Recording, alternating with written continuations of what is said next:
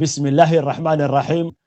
برنامج كان عاوة جبي هامبا waxay nagu soo qaadanaynaa maxay tahay sababta reer galbeedku ay u taageeraan Israa'iil. Waa su'aal da'weyn oo madaxa daalinaysa. Waxa la ogsoon yahay in wadamada reer galbeedku garab iyo gaashaan ay u yihiin Israa'iil tan iyo markii la aasaasay. Bilooyin ka hor ra'iisul wasaaraha waddanka Jarmalka Friedrich Merz ayaa si cad wuxuu u yiri Israa'iil shaqo wasaqaysan ayay nooga haysaa bariga dhexe. madaxweynihii hore ee Mareykanka Joe Biden ayaa isna markii uu dhacay weerarkii 7 Oktoobar 2023 ee xoogagii iska caabinta Falastiiniintu ay ku qaadeen gudaha Israa'iil wuxuu si cad u sheegay inay garab istaagi doonaan Israa'iil. waxaana uu yiri haddii dagaalka Gaza lagaga guuleystay Israa'iil waxay u macno tahay inay u dhamaanayso jiritaanka Israa'iil. wasiirkii hore ama xoogihii hore amuuraha dibadda ee Mareykanka ayaa isaguna waa Antony Blinken wuxuu yiri maanta waxaan u joogaa Tel Aviv inaan ahay nin Yahuudiya laakiin aanan ahayn xogayihii amuuraha dibadda ee Mareykanka. sidaas oo kale cunaqabateynada dabcan Israa'iil lagu soo rogo midowga Yurub baarlamaanka ayaa gaashaanka u daruuray. laakiin su'aashan muddada dheer jirtay maxaa laga yiri jawaabtiisu maxay tahay? barnaamijka ayaynu ku faahfaahin doonaa amuurtan.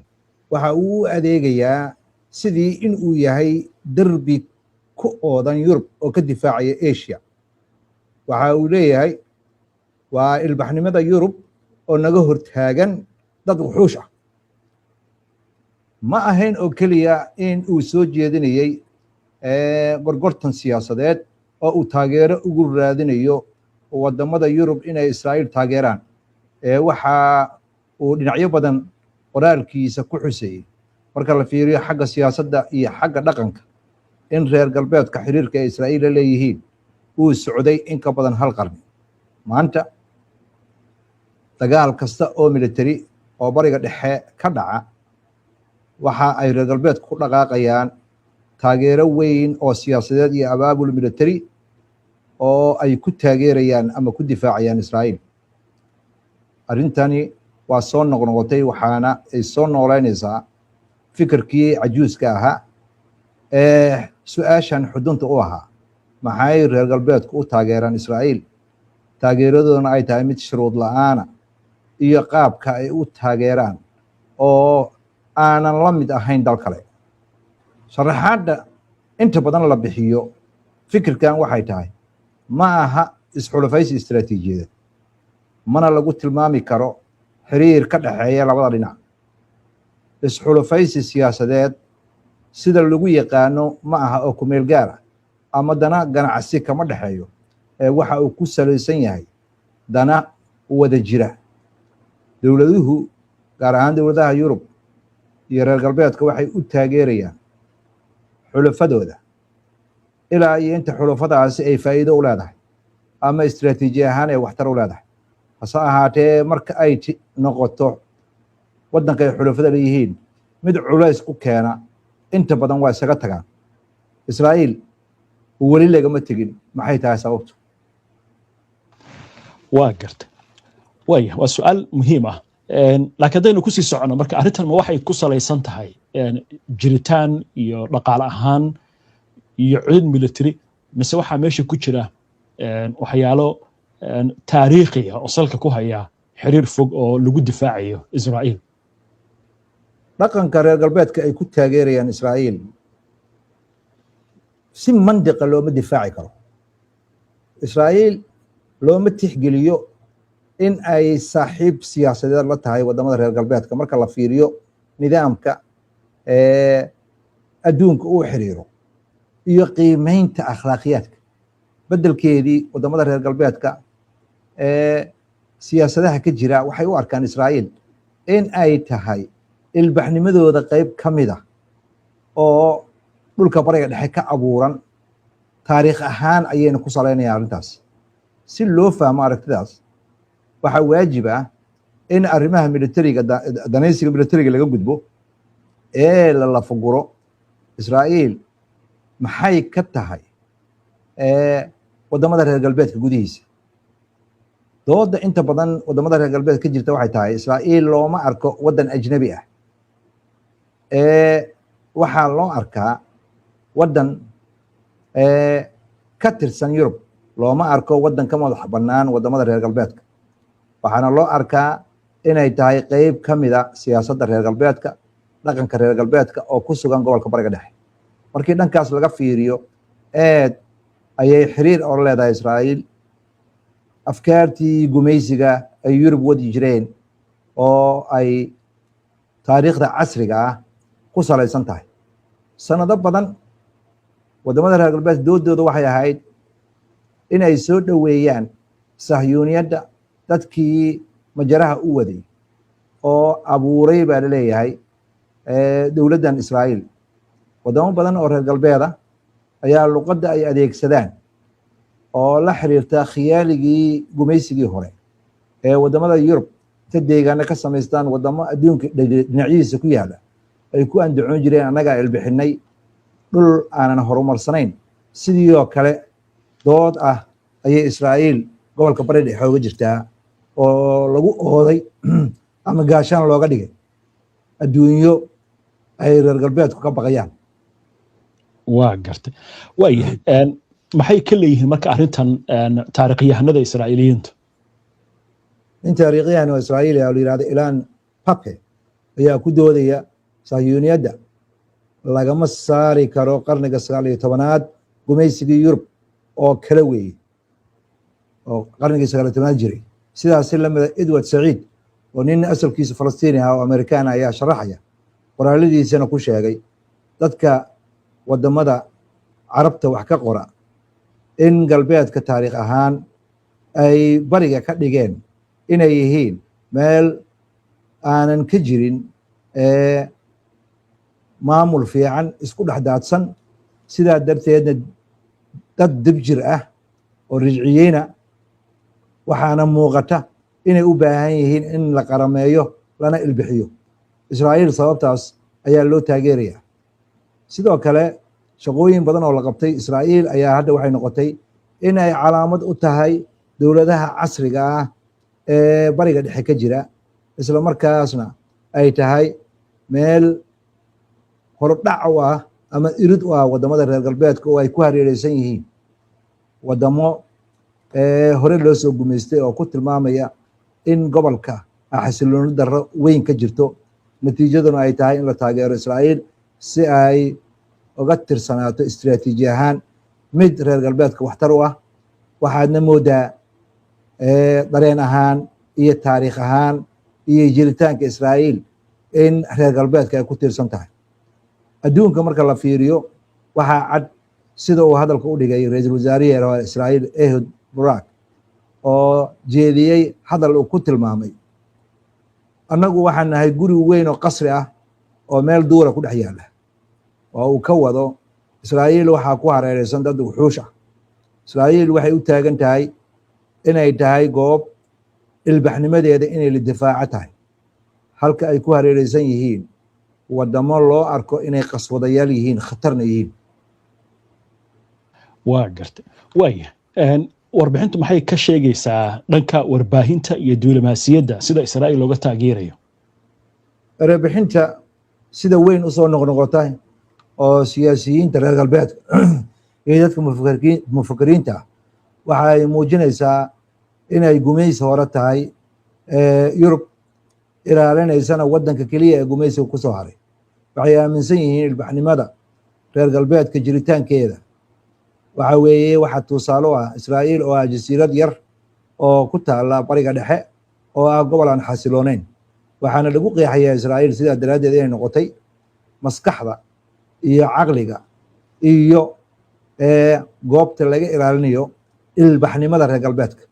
si sawirkaas loo ilaaliyo Israa'iil waxay si weyn ugu tiirsan tahay warbaahinta, hay-adaha iyo fariimaha ay dirayaan waddamada reer galbeedka. siyaasad ahaan ololaha ay wadaan waxaa muuqata in loo arko inay tahay in Israa'iisha maanta jirta ay tahay waddan dimuqraadi ah oo hareereysan khatarna dhinac walba ay ka xigto. doodaha noocaasa ayaa waxaa xoojinaya khudbooyinka ay siyaasiyiintu jeedinayaan, suxufiyiinta iyo xataa madadaaladii iyo dadka madadaalada iyo filimada sameeya ayaa Israa'iil ka dhigaya waxayna ahayn. iyo xataa jaamacadihii aqoon-yahanadii ayay gaartay. si kastoo ay tahay militariga Israa'iil doorkiisa waxa uu xudun u yahay taageerada reer galbeedka. marka xagga luqadda la fiiriyo, marka xagga siyaasadda la fiiriyo, lafagurayaasha uu ka mid yahay Noam Chomsky ayaa ku tilmaamaya Israa'iil inay ku shaqaynayso oo keliya xayndaabka wadamada reer galbeedka oo dana istiraatiijiyeed ka leh oo ay gobolka ka leeyihiin. Israa'iil ayaa inta badan loo arkaa inay reer galbeedka la wadaagto qiimaha waxa lagu tilmaamay dimuqraadiyadda, laakiin xiriirkeeda iyo howlaha militariga ay wado iyo gobolka ay xooga ku haysato iyo iskaashiga amniga, waxaasoo dhan waa wax raalli looga yahay. waa gartay waaya arrin kale waxay tahay Israa'iil iyadoo gardarro geysanaysa ama gardarrada ah oo haddana garba og in laga dhigayo dhibane, sidaasna loogu hiilinaya. halkaas maxay warbixinta ka leedahay? arrimaha ugu muhiimsan waxay tahay Israa'iil inay dhibano tahay ayaa ku xusan siyaasadda reer galbeedka. xasuuqii Jarmalka uu u geystay Israa'iil ayaa weli wuxuu yahay dambadii waaweynaa ee taariikhda Yurub la galay. Israa'iil ayaa waxay ku guuleysatay marka in dowladdeeda casriga ay ku xiriiriso saskaas iyo dhibaatadaas ay Yurubiyaanka soo marsiiyeen iyo silicaas, in marka la abuuro gaashaan aad u xoog badan oo Israa'iil lagu difaacayo. waa waajibaad ka saaran wadamada reer galbeedka siyaasad ahaan, iyadoo natiijada ay noqotay ciddii cambaaraysa Israa'iil in lagu shabadaynayo yahuud nacayb iyo in uu yahuudda taariikhdeeda ka soo horjeedo. arrimaha hadda socda ayaa u ogolaanaya Israa'iil inay xoog ku qabsato cid kastana maquuniso, xataa haddii ay reer galbeedka joogaan.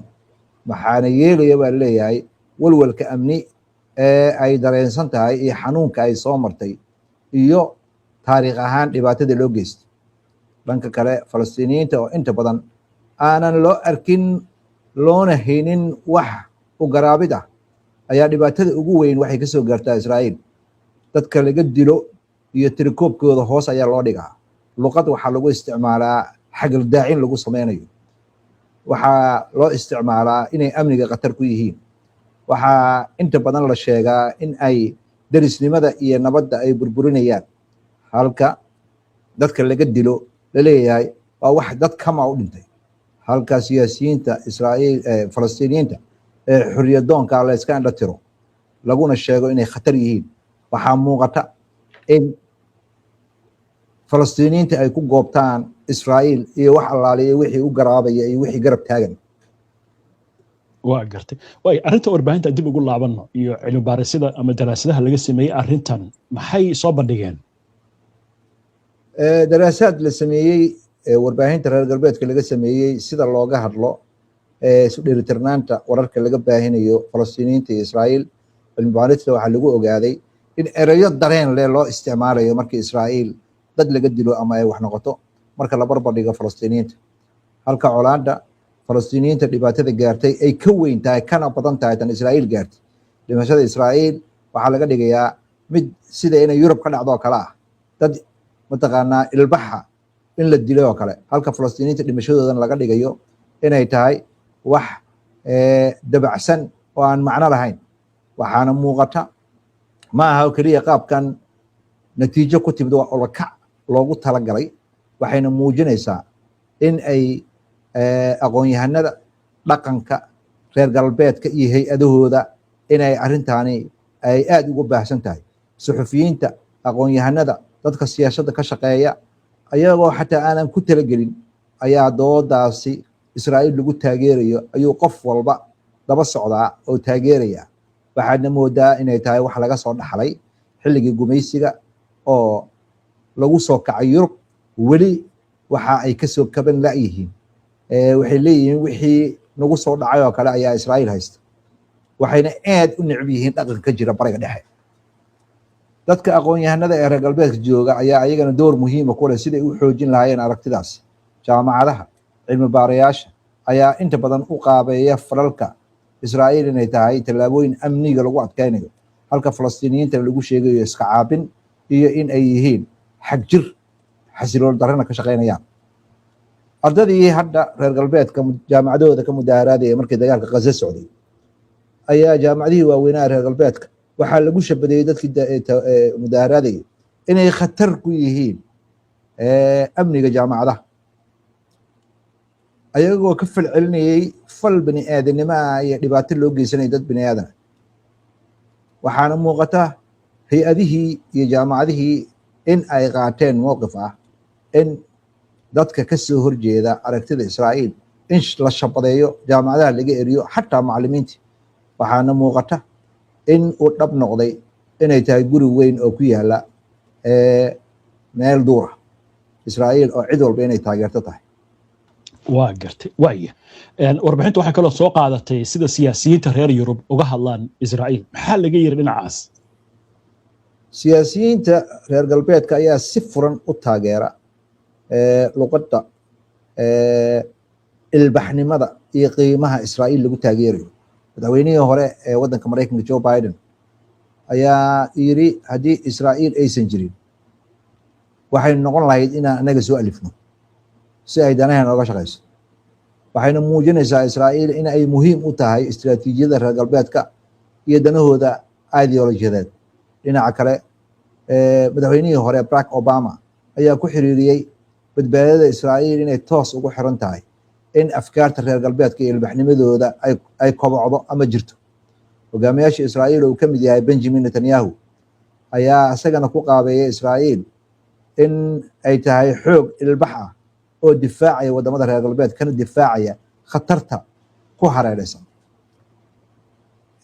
xiriirkan ayaa waxa uu sharaxayaa sida qawaaniinta caalamiga inta badan uu muuqdo midaan awood lahayn marka ay timaado inuu ka hortago dulmiga ay Israa'iil geysanayso qaar badan oo arrimahan falanqeeya ayaa ku tilmaamaya munafiqnimo weyn iyo dhabuujilayn in ay qawaaniinta caalamiga ay ku dhaqmayso oo qaraarkii la soo saaro Israa'iil ka dhana la hor istaago wadamada reer galbeedka nidaamka caalamiga ay taageerayaan taariikh ahaan waxa uu ku dhisan yahay in qofka ama dowladaha tabarta daran in lagu taagsado kuwa awoodda lana la taageero waa gartay waaya arrimaha diblomaasiyadda aan kusii soconnee sida golaha ammaanka ee qaramada midoobay looga difaacay Israa'iil oo kale iyo masraxiyada caalamiga dhankaas inoo faahfaahay Maxamed Israa'iil ayaa inta badan loo arkaa inay qayb ka tahay xudunna u tahay wadamada reer galbeedka waxay inta badan heshaa in dambiyada ay gasho oo dhan siyaasad ahaan inaanan loo qabsan dowladda Mareykanka ayaa si joogta ah awoodda diidmada qayaxan qaramada midoobe golaha ammaanka ee qaramada midoobe ku isticmaasha si ay u hor istaagto qaraaro lagu cambaareynayo Israa'iil tanna waxa ay muujinaysaa difaacidda Israa'iil in loo tixgelinayo inay tahay in la difaacayo wadamada reer galbeedka iyo jiritaankooda ugu dambeyntii xiriirkan u dhaxeeya Israa'iil iyo reer galbeedka ayaa istiraatiiji ahaan dano weyn oo isku xiran ah oo qoto dheer taariikhda dib haddii loo raaco waxaadna moodaa in lagu tilmaamayo inay tahay inay ilbaxnimada reer galbeedka difaacayaan wadajir Israa'iil looma arko oo keliya inay tahay waddan ajnabi ah oo xulufo ah waxaa loo arkaa qayb ka mid ah siyaasadda reer galbeedka iyo taariikhdii gumaysiga reer galbeedka wixii ka haray iyo saameynta caalamka ay ku leeyihiin reer galbeedka inay qayb ka tahay markii sababtaas la fiiriyo waxaa la fahmayaa sababta reer galbeedku ay taageerayaan Israa'iil inay u baahan tahay in laga gudbo sharaxaadda sahalka ee ku salaysan iskaashi military iyo mid diblomaasiyadeed xiriirkan waxa uu qotada ku hayaa aragtida reer galbeedka ay ka qabaan adduunka intiisa kale oo ka dhashay adduunka inay soo gumaysteen warbaahintooda afka ay ku hadasho uu yahay mid guracan hay-adahooda dawliga uu yahay mid dhinac u janjeera marka qaabkaas la fiiriyo Israa'iil waxa ay noqotay ma aha kaliya dawlad waxay noqotay calaamad u taagan sida ay reer galbeedku u arkaan in ay reer galbeedka difaacayso mashruuceedan inuu yahay aragti taariikhi ah oo reer galbeedku ay ka leeyihiin bariga dhexe waa gartay waaya Maxamed haddii inta aynu kaga gudubno warbixinta hadda waxay muuqata in la soo gaaray oo quwadihii haddii ay noqon lahayd xagga awoodda dhaqaalaha iyo saameynta caalamka reer galbeedka hadda ay sii naxuusayaan maxaa imaan kara marka 10 15 sano 20 sano kadib marxaladan Israa'iil ma isku filan kartaa haddii reer galbeedku ay daciifaan ilaa hadda waxaynu aragnaa NATO oo kala socoto dhabarka isxijisay Yurub laftigeedoo kala daadanaysa dhaqaale ahaan iyo midnimo ahaan xoogag cusub ay soo baxeen xitaa dhinac kale marka laga eego wadamada reer galbeedka gaar ahaan Yurub waxa ku xididaysanaya kooxaha gacanta midig ama garabka midig oo iyaga qudooda Israa'iil aad u nabca oo aragtida naaziga kale hore u qabi jiray qaar kamid ah maxay marka walaalkaasi oo kale Israa'iil mustaqbalka ku iman karaan leeyahay su'aashaas waa su'aal fiican weeye oo dhinacyo badan taabanaysa Israa'iil in qoraalkan hadda aan daawadayaasha u soo jeedinay in la qoro laftirkeeda waxay ka mid tahay isbeddelka muuqda cid ku dhacday in maqaal saas oo kale ay qorto ma jirin 60 sano la soo dhaafay